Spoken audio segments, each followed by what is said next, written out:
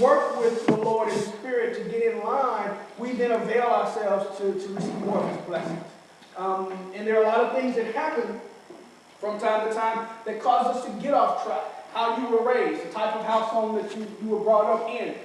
Did you have a father, not just a father figure, but did you have a father in the household with you to have mother and father working together to build a house and raise the children? Those who did and who didn't could have two completely different experiences and thinking that's the way the world operates. This is what I have to do to survive. And as a result, you grow up and become an adult with that particular mindset, with that particular mode of operation, and you think, hey, this is just where it is. Take it as it is.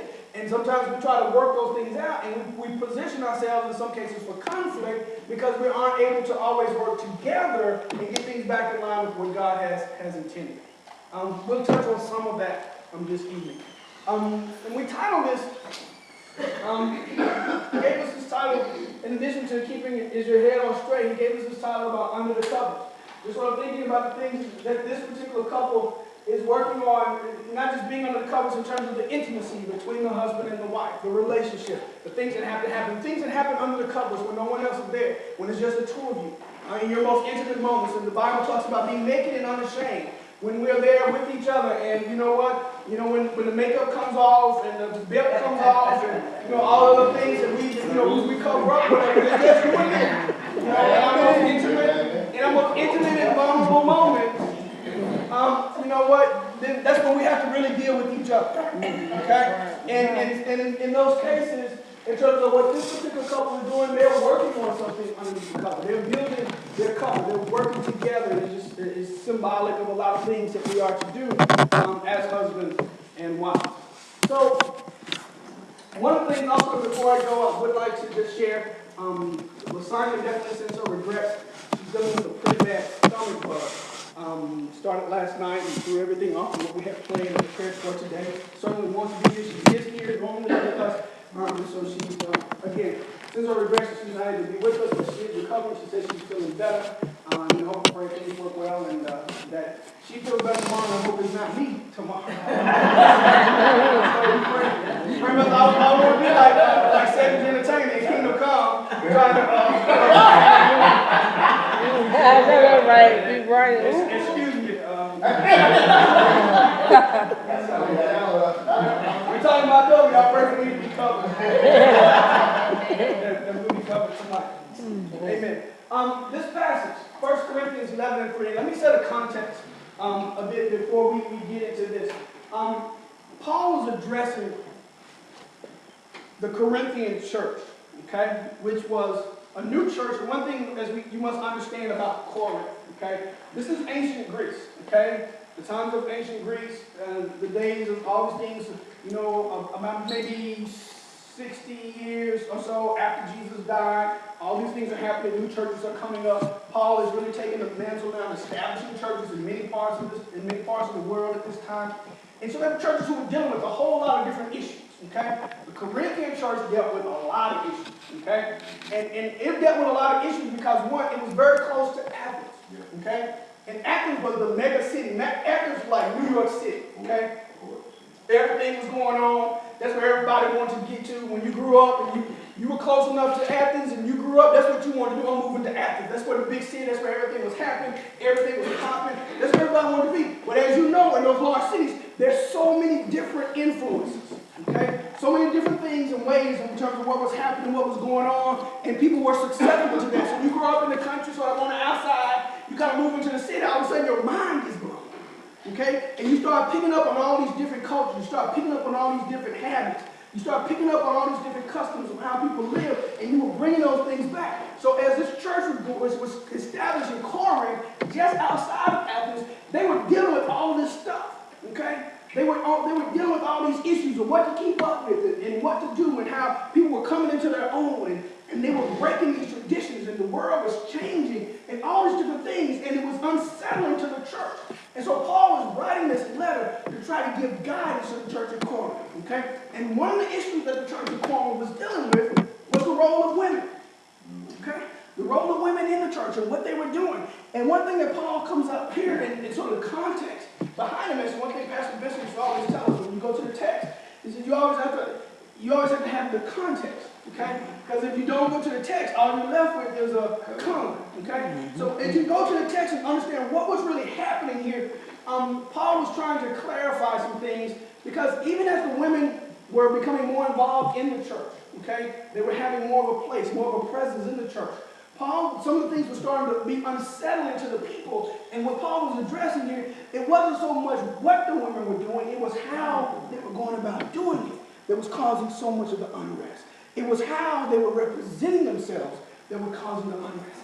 And in this particular case, as some of the women were beginning to prophesy, or beginning to teach, or beginning to pray in the church at this time, the men had started getting used to that. That wasn't what Paul was addressing. What caused the uproar was that some of these women were coming in the church, and they had they did not have veils over their head. Okay? And then some of them not only had veils, and it was a symbol, it was symbolic of their independence. It was symbolic of the point that they were coming in and that they were saying, you know what, since I got this veil over my head, if I'm trying to pray, if I'm trying to teach or whatever, I need to kind of remove it so you can really hear what I'm saying, so you can really kind of understand what I'm doing. And what was causing the confusion was that what was also custom in this time, again, during this time period, okay, it was still customary for women to wear veils over their head, especially if they were married, okay? That they would have veils over their head. And it was also symbolic that for those who did not wear their veils, okay, this was the other part which you have to understand about the context. For those who did not wear veils were women who were either caught in adultery, okay, or for those who were ladies of the night, okay, they didn't wear veils over their head. They would even cut their hair short, okay? And so Paul was addressing the customs of this time and saying, what you're doing is causing confusion among the body. It's not so much the fact that you're in the church preaching or praying, prophesying or praying. It's the fact that the way you're representing yourself is aligned with what some other people think that what women are doing. And so you're associating yourself with a non-Christ-like group of women, and that is causing the confusion. So men can't really hear what you're saying because they're thinking, oh, who is she, and all these kind of things. Or the ladies are not understanding what you're saying because they can't relate to you, because the husband's saying, you don't need to be understanding, you don't need to be listening to anything that woman's saying, okay? Because she out there, and they don't tell them what she's doing, okay? So it was causing the conflict. So they may have been giving powerful prayers, powerful messages, but it was being going unheard because of their associations.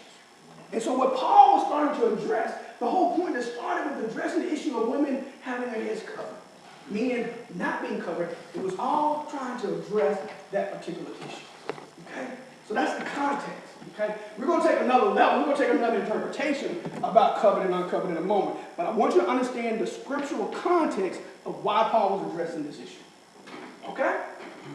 All right. So here we go in 1 Corinthians 11 and 3. As Paul was addressing this issue, he says, but I would have you know that the head of every man is Christ, and the head of every woman is the man, and the head of Christ is God. Okay? Paul was addressing it from this point. In this particular way, everybody had a head. Okay? And by head, he was meaning someone that was covering you. Okay? Having a head means someone that you were actually being subjected to. All right? And that's a big issue that we deal with. That's a big issue that we struggle with. Even in today's times and even in today's customs. Amen? Amen. So Paul was sort of clarifying this and saying everyone has a head. The head of man is Christ, the head of woman is the man, and the head of Christ is God. And as we were asking the question, is your head on straight? One of the things we were going is that he was saying, again, every man praying or prophesying, having his head covered, dishonored his head. So now he was saying that for men who were in the sanctuary, okay, who were prophesying or praying, because Christ is their cover, again, having a turban or a hat on your head was, again, the custom of this time was meaning that you are subjected to someone's authority. Okay? And now, it may have been different in terms of what the Jews were doing or other religious groups, but the fact that men would have the caps on their head or turban on or whatever, and say coming into the church, prophesying or praying, you're dishonoring your head. Okay? In this particular case, who's the head of men?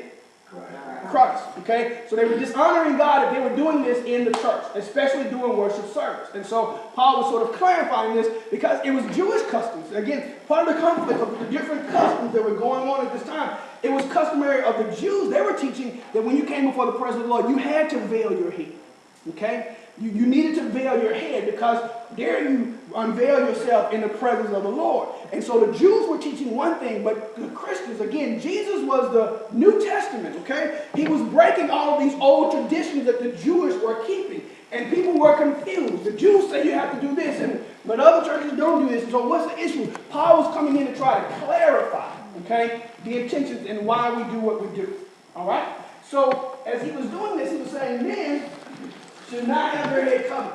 And that's even today, we still adopt that practice. We say when we come into the church, or not just the church, but we picked it up. It started with the church, but even when you go into houses or whatever, you take your hat off your head, okay? And so, but it started with this particular custom because of it dishonoring the Lord. And so, but he says, then, but for women that prayeth or prophesying with her head uncovered, dishonoreth her head, okay? And he says, for that is even all one as if she were shaven. Saying that again, what Paul was addressing, that for women who are doing the same thing in the church, again, listen to what Paul was saying. He's not saying women shouldn't be praying or prophesying in church. Okay? So that's one thing that Paul is establishing. He's clarifying. He didn't say women shouldn't be doing this at all anyway. Okay? He said, but if women are doing this, you shouldn't be doing it in this manner. Okay? Because in doing it in this manner, you're causing more confusion. He's saying, because one, with your head being uncovered, you're not being subjected to the authority of your husband. If a woman is married, which most were at this time, okay? Most were, they would have the veils over their head. And Paul was saying in church, even when you're praying or prophesying, you don't remove it because the men remove it when they pray. That's what the people were throwing off, okay? The men would pray, they would take off their caps, take off their turban. So when women praying, they were doing the same thing. Paul says, no, that's not really something that you should do it, and here's why, okay? Because the men's head is Christ, okay? They uncover their heads because they're subject to no other man and another but the Lord. But for the woman who's subject to her husband should still keep her head veiled, still keep covered to show that she's still under subjection to her husband, even though she's still praying and prophesying in the church. Paul just clarifying the customs here, all right? And so, as he was saying, he says, because if she didn't have her head covered, it would be the same as if she had her head shaved.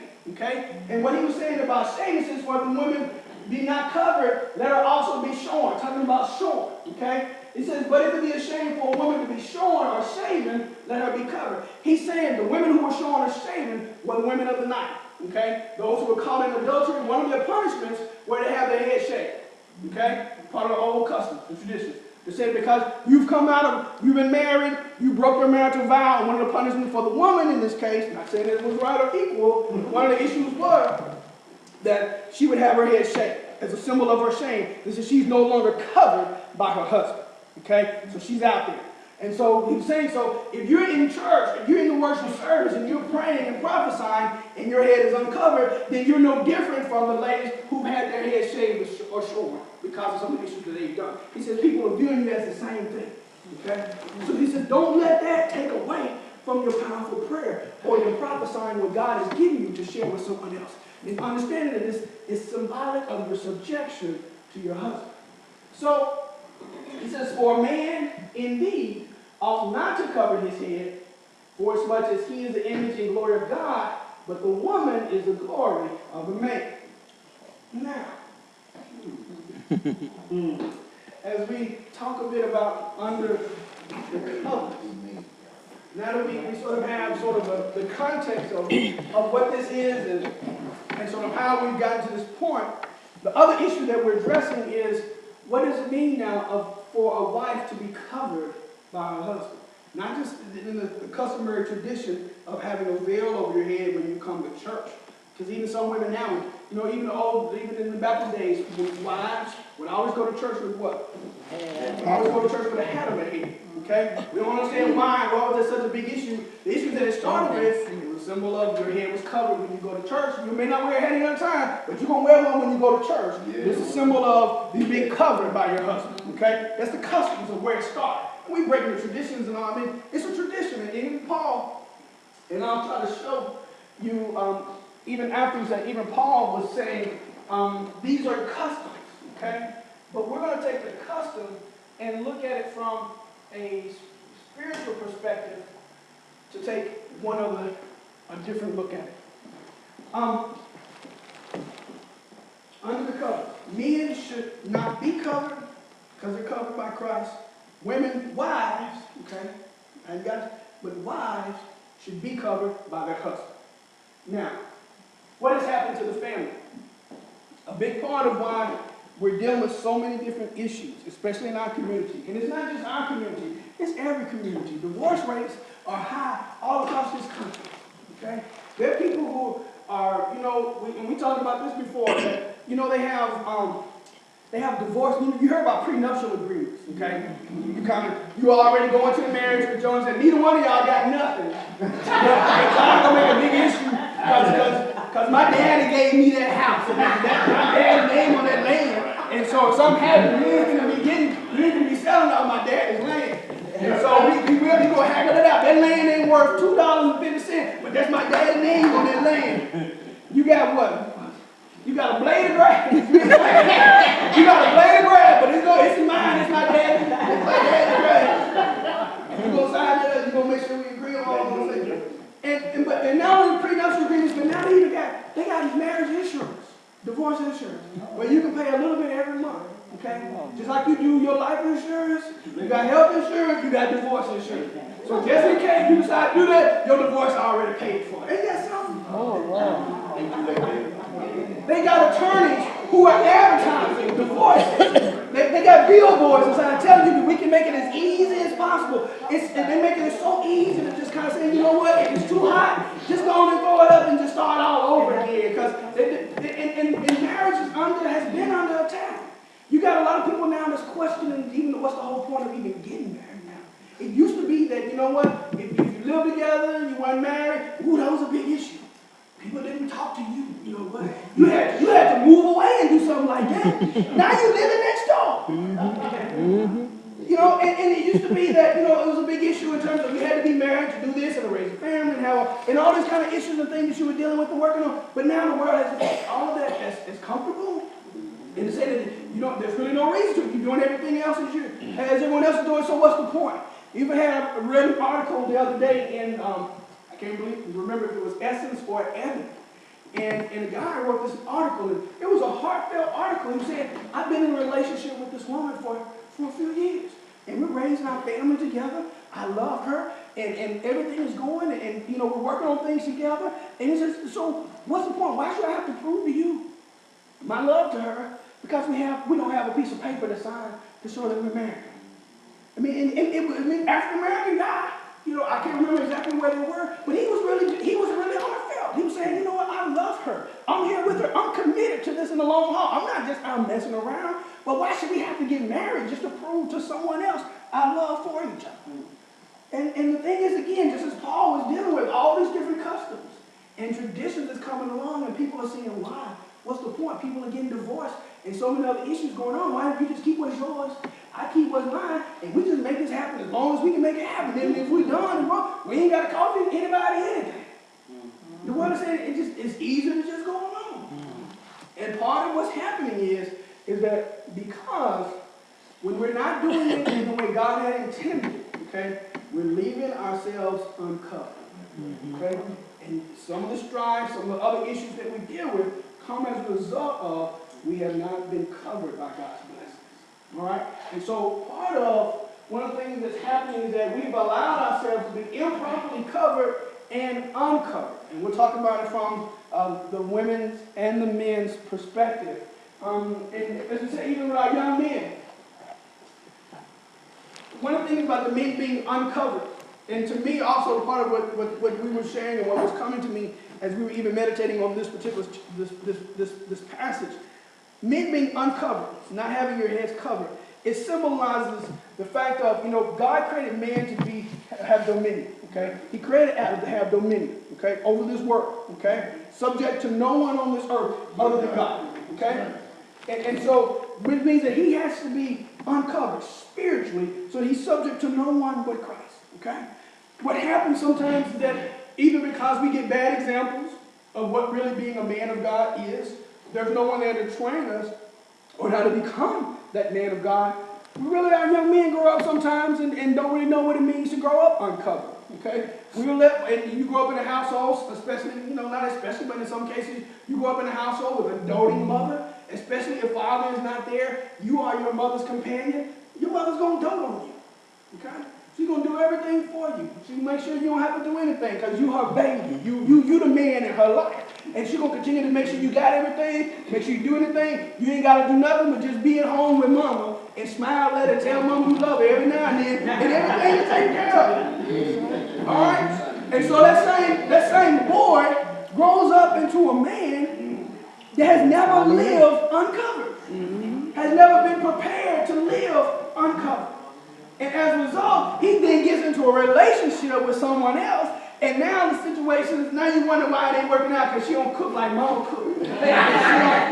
She don't clean for you like mama clean, and she don't fix the stove and the sink on the, whatever. She don't keep the gas in the car. All those kind of things, because you never had to do anything, because he's always been covered. Okay?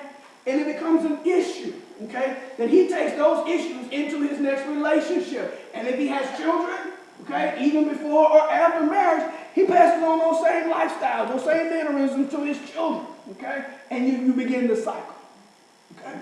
And so, likewise, our young ladies are being trained to live with their heads uncovered because of the same circumstances. There was no man in the house to do everything, so she had to do everything for herself. She watched her mama do everything, and guess what? She grew up knowing how to do everything, okay?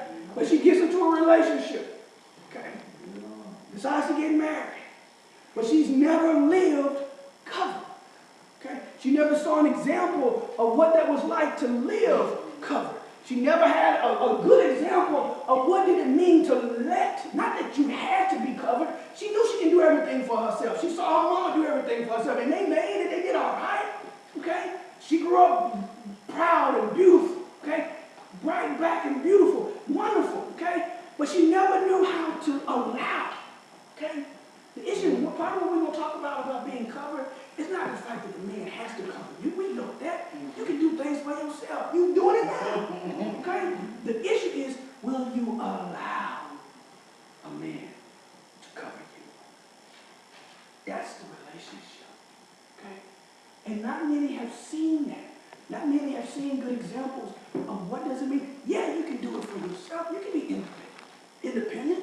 You can do all this on your own if you had to. You know that. And I guess I'm going to tell you one thing. He knows that too. But the issue is, will you allow him to cover you? Because that's your role that God has intended for you in the marriage relationship. For those who accept that and willing to work within that context, have the proper covering from the Lord, and the blessings come. Well, things that happens is the enemy is always attacking the relationship and always ready to stir up some mess, always ready to stir up some strife, always ready to break the harmony that God has intended to make your married life a living hell. And to cause you to think that, you know what, it's probably better for us not to do this.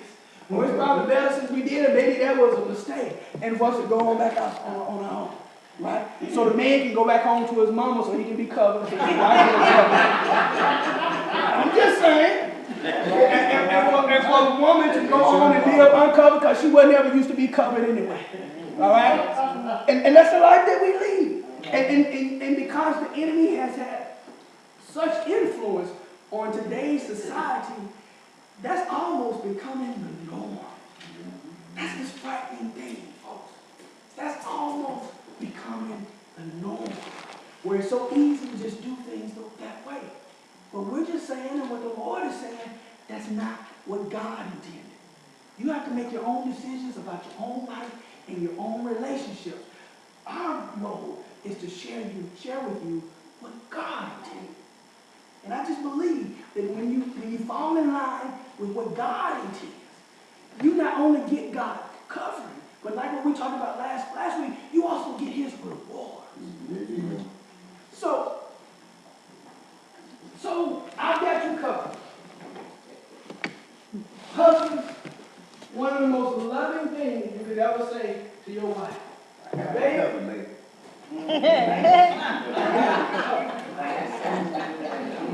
I don't know how smooth you may say that. I don't know how smart you may be when you use that. I don't know if you learned to say that in French or Spanish and it sounds better or whatever, but The point is what he's saying. He's not just saying that I love you.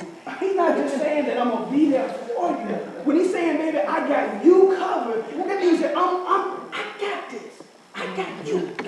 And I don't want you to have to worry about anything that I'm going to be running or that I'm going to be scared off or that I'm going to come up short. Whatever I got to do, baby, I got you covered. I don't want you to have to worry about what I'm doing.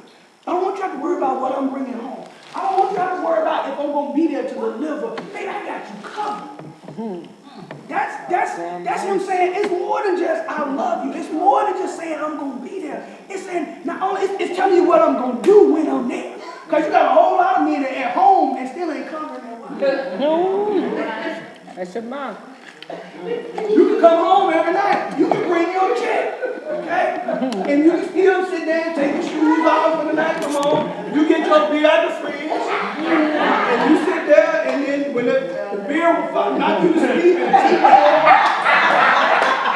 and she run around, fix them dinner, get the kids to bed, get them clothes washed, get everything put up, and then as soon you all lay down. And then as soon as she's done, she starts turning the lights off, you wake up now and want to get fixed. You've been asleep the whole time. Soon as the lights come off, you get that little twinkle in your eye. And then you wonder why she's looking at you all cross-eyed. And then you getting all upset talking about she won't submit to your authority. You want to ask why? Really?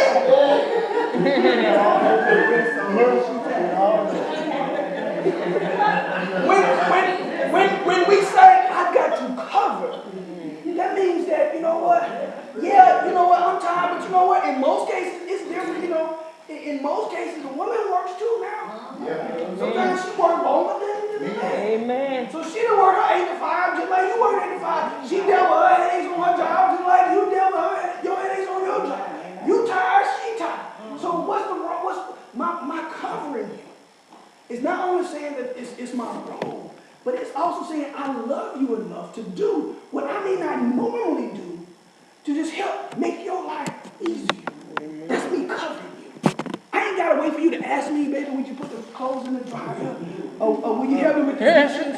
Or if she always got to ask, then I'm just waiting to be programmed. You know what? She already got enough children that she tell me what to do. She don't need to be telling you. And you've been married now 10, 15 years. You all have been picked up on something about that. 10, 15 days. My saying that I've got you covered means that I'm willing to put in the time and attention to know what needs to be done. And it's all right for me to ask for help. Baby, I'm going to try to do this. Am I doing it right? All right? Or you know, and ladies, when he's out there doing it and he put the color clothes in with the white clothes, you can't just go off on him. You got to show. You got to say, baby, we separate things before you got to come and show him the right way to do it. He's trying to cover you because he hears what's happening. You want me to pay for that? Thank you, Holy Spirit. Thank you, Holy Spirit. Here's how it breaks down sometimes. Because, ladies, the men do try from time to time. But because sometimes you've come up to be so independent, okay? You've been brought up to do everything for yourself, to never have to depend on nobody to do nothing for you, okay? Even your husband, okay? He may come home one night and try to fix something. He may come home one night and try to help with the kids, and he didn't put the right matching pajamas on. He put the wrong bottoms on with the tops or whatever. And you come on right behind him, taking that off and saying the baby got the hair and stuff. You know what? And the way you come behind him and say, you know what? Just leave it on. I'll do it myself. That just gave him, he wanted to watch the game anyway. Sit right down, take my shoes off. I'm going to bring my baby. He's trying to cover you. Will you allow yourself to be covered? It's a two-way street. That's right. Okay? But especially when it's not easy for either of you. That takes time. That takes patience. Okay? It takes understanding. But that's what marriage is about. Amen. Every day ain't bright days and roses. Every day your eyes ain't gonna roll in the back of your head, your toes ain't gonna curl. That ain't gonna happen all the time. It's all the other stuff that happens in between that makes the marriage work. And understanding that role and responsibility when what God has ordained, you can get along a lot easier. And when you start to get along the way God intended, He makes the pathway even smoother. So husbands are trying to say, I've got you covered. And husbands, if you're not trying to say that, you need to learn how to do that. Okay? You need to learn how to do that. You need to understand what that means. It's just the point is, it's by being conscientious. It's about, one of the things we watched a couple of years ago, we watched the movie called Fireproof Marriage. Okay, many people have seen that. It's a great movie about the relationship issue that couples deal with. And one of the things as the lead character, Kirk Cameron, was talking to his partner, the black guy. And the black guy was talking about his marriage. It was his second marriage that he didn't know, but he was saying one of the things, he's like, man, being married and your wife, it's like studying for, it's like going to college. You got to study your wife. He was saying, you know what, you got to pay attention to what makes her tick and what makes her talk. You got to understand what puts her in a good mood and what puts her in a bad mood. And you got to study. And then when you learn something about her and you graduate from high school, you got to go to college studying your wife. And when you go through and you think you learned enough and you finish your college degree, you got to go back to graduate school and work on your master's again. You got to keep learning because you know why? Because we all change. I don't know, any of you are the same person you were 5 years ago. You don't like the same things you liked 5 years ago. So him buying you the same dress that was 2 sizes too small when he was 280, he can't buy you the same dress now. And even if it did fit, you don't wear that kind of stuff like you wore 5 years ago. All right? So you got to study how she changes. You got to study how her likes and dislikes have changed over time. And the point to say that I've got you covered means that I'm paying attention to what's going on in our house right now. And I'm learning so that I can cover you better. Because if all I got is a little cover,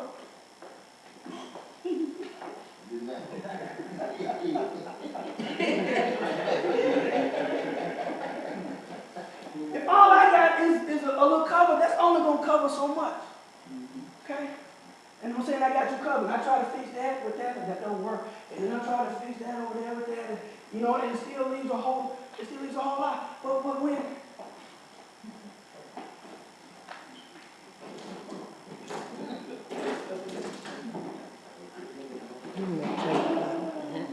But when I understand how God operates,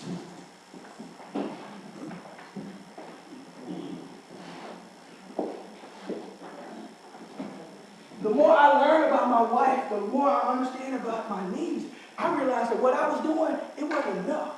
You satisfying yourself because you got this one thing now. I can put the clothes in the washer. I do that. And you talk about how big and bad you are. Man, I wash clothes. This woman got me working, man, I wash clothes. And that's all you do. Sometimes you need a little more than that.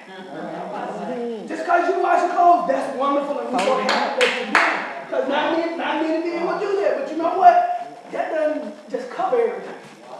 I know. All right? You got to grow. You got to expand. You have to be willing to do a little more to really cover your wife. And when you grow beyond this to become. Now, you know what? We can work with a little bit right there now. We can work with that. I got a little more surface area in there. I'm expanding. I'm willing to do a little more. I'm willing to work a little harder. I'm willing to, I can't go out with the guys every night. Or, I'm going out with guys every night anyway. I can go once. Well, you can't go out with the guys every week.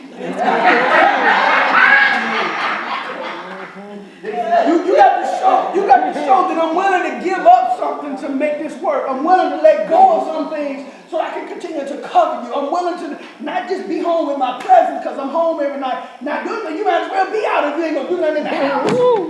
But when I'm home, I'm home. I ain't on the phone all the time. I ain't on email and BlackBerry and Facebook and Twitter. I'm not just sitting here doing this while we're trying to talk. My attention is in you. I want to know how your day went. I want to hear those stories. I get tired sometimes of hearing it. But I ain't going to tell you that.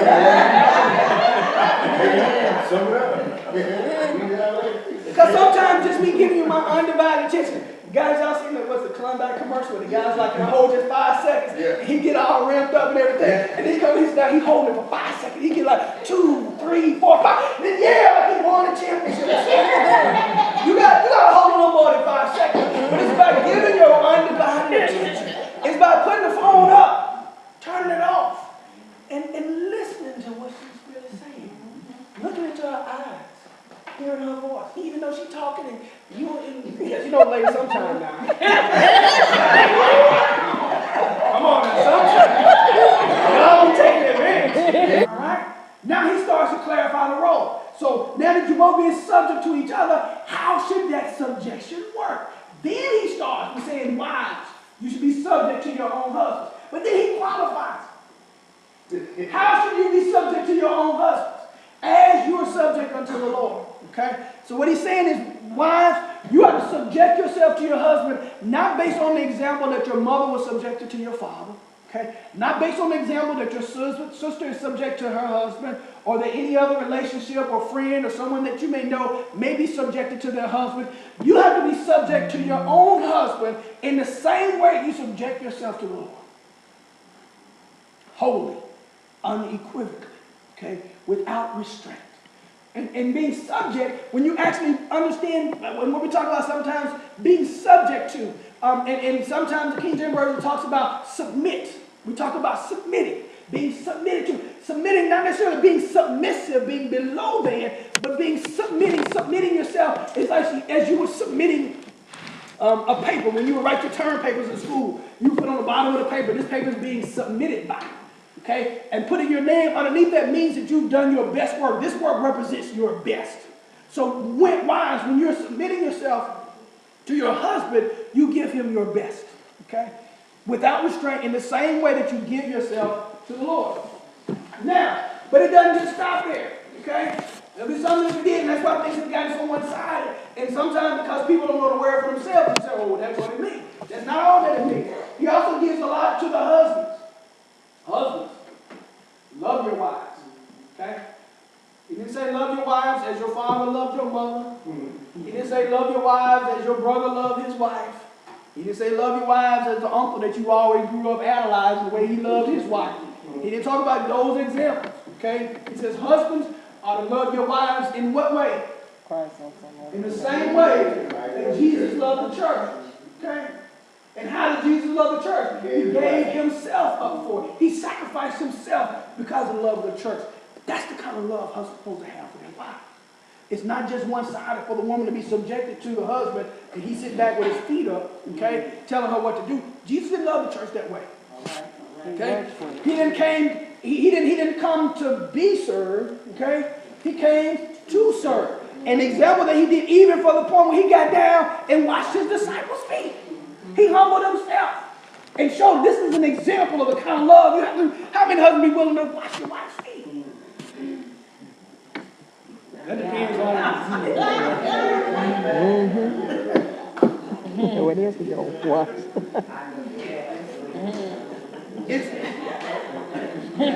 You let her go get a pedicure first and then let her come back here. The point is, it's the kind of love that you're willing to show and the examples that you're willing to set.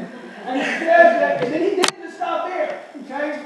He says the husband should love your wives as Christ loved the church and gave himself up for it. And why did he do that? That he might sanctify it, okay? Having cleansed it by the washing of water with the word. Means that he sanctified the church. How many husbands are able to sanctify your wife? That's love. To sanctify your wife means to set her apart from the rest of the world. Not just how big of a diamond she got on her finger, okay? But the kind of love that you continue to give her. She ought to just glow all the time. I know that's easier said than done. Sometimes women just don't know it. I don't care how hard, I don't care how much glow, I don't care how much glow potion you give her. Sometimes she just don't want to be whatever. You feel it. I can say a few things because my wife ain't here, but we're recording everything. So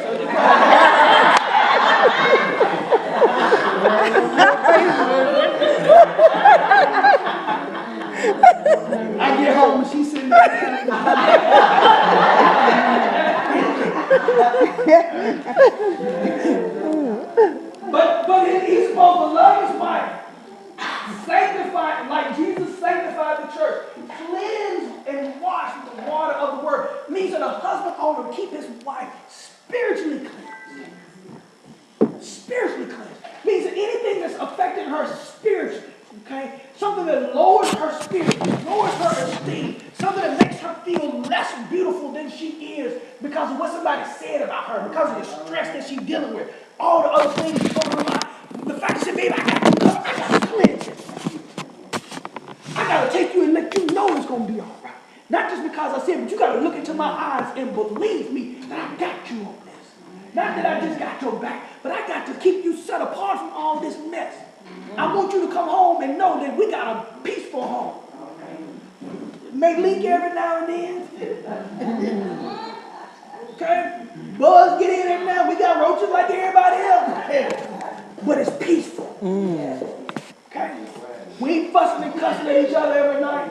Okay? Worrying about what's going to happen, worrying about where I'm going, if I'm coming home. I want you to have to worry about it. I want to keep you sanctified and spiritually cleansed with the water of the word. And then it says, why is that? Because that he might present the church. He did all that Christ did all that he might present the church to himself. A glorious church. Not having spot or wrinkle or any such thing, but that it should be holy and without blemish. I want my wife to be without blemish. And I got to keep working and loving her enough to help her get to the point where she feels she's without blemish.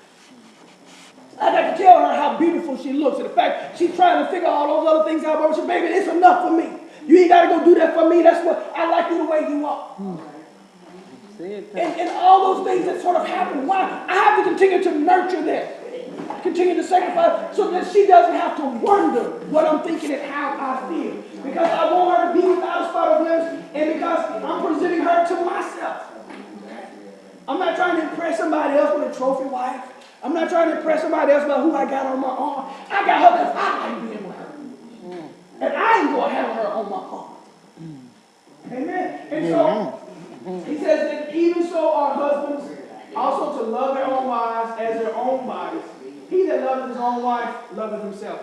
And it goes on from there. The point is, brothers and sisters, as we wrap up and we're right at 7:55, I'm not going to cover. There are choices that we make. And understanding the role that God has for our marriages, for our relationships, understanding what it means being covered and uncovered. And the fact is that, are you willing to allow yourself to be subject to your own role?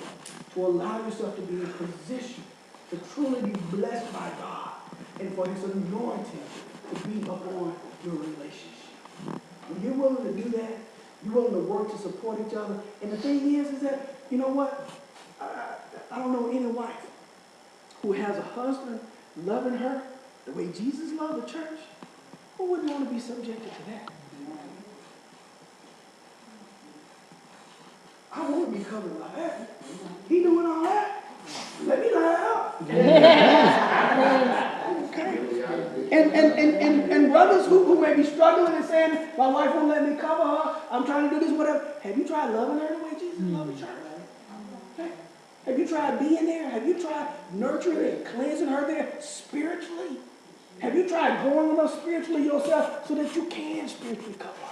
Do you know the word enough for yourself? Not just because you be sitting in church, because she make you go to church. Some guys come to church and their wife make them go to church like they make their children come. You sitting there and half of them sitting there being dressed by their wife. You know she's dressed and and she's sitting around. He's scared to do anything. He ain't moving. He just looking. He ain't getting up, whatever. He trying to get up in the back. Where you going? Hold your finger up.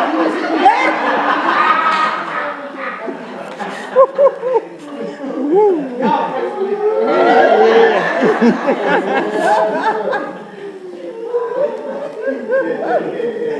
No, he should be in church because he's trying to grow spiritually. Amen. So that he understands what it means to love my wife the way Jesus loved the church. So that I can keep her covered. And when I'm loving her consistently, not just on her birthday, not just on anniversary days, not just on Valentine's Day, I ain't doing all this stuff, but all throughout the year, because that's what I do, because I understand that's what I have to do to keep her covered. Okay? She'll help me. She'll be the help me. When you start doing it, okay, the more you do, the more she's able to get back into her role to be the helper. Okay? And then you all are able to build and grow together. That's up to you. Each person in your own relationship with your own baggage. We all got baggage. We all got issues we got to overcome. We all got struggles that we're facing. Okay?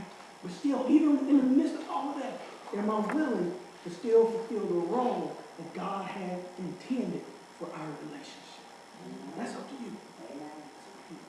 I thank you for your time. Thank you for your presence.